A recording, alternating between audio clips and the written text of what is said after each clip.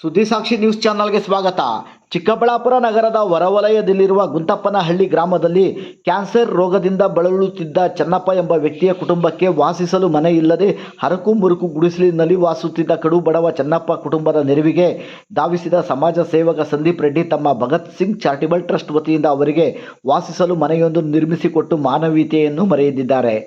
ಕೆಲ ತಿಂಗಳ ಹಿಂದೆ ಗುಂತಪ್ಪನಹಳ್ಳಿಯ ಗ್ರಾಮಸ್ಥರು ಸಮಾಜ ಸೇವಕ ಸಂದೀಪ್ ರೆಡ್ಡಿ ಅವರನ್ನು ಭೇಟಿಯಾಗಿ ಕ್ಯಾನ್ಸರ್ ಪೀಡಿತ ಚೆನ್ನಪ್ಪನವರ ದಯನೀಯ ಸ್ಥಿತಿಯನ್ನು ಸಂದೀಪ್ ರೆಡ್ಡಿ ಅವರಿಗೆ ತಿಳಿಸಿ ಅವರಿಗೆ ನೆರವಿನ ಹಸ್ತ ಚಾಚಬೇಕೆಂದು ಮನವಿ ಮಾಡಿಕೊಂಡಿದ್ದರು.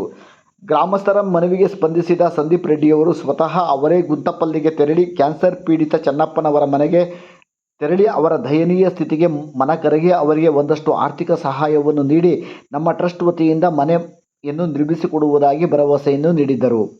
ಕೊಟ್ಟ ಮಾತಿನಂತೆ ಸಂದೀಪ್ ರೆಡ್ಡಿ ಅವರು ಗುಂತಪ್ಪನಹಳ್ಳಿಯಲ್ಲಿ ಚೆನ್ನಪ್ಪನವರ ಕುಟುಂಬದವರಿಗೆ ವಾಸಿಸಲು ಸುಸಜ್ಜಿತವಾದ ಮನೆಯನ್ನು ತಮ್ಮ ಭಗತ್ ಸಿಂಗ್ ಚಾರಿಟಬಲ್ ಟ್ರಸ್ಟ್ ಮೂಲಕ ನಿರ್ಮಿಸಿಕೊಟ್ಟು ತಮ್ಮ ಮಾತನ್ನು ಉಳಿಸಿಕೊಂಡಿದ್ದಾರೆ.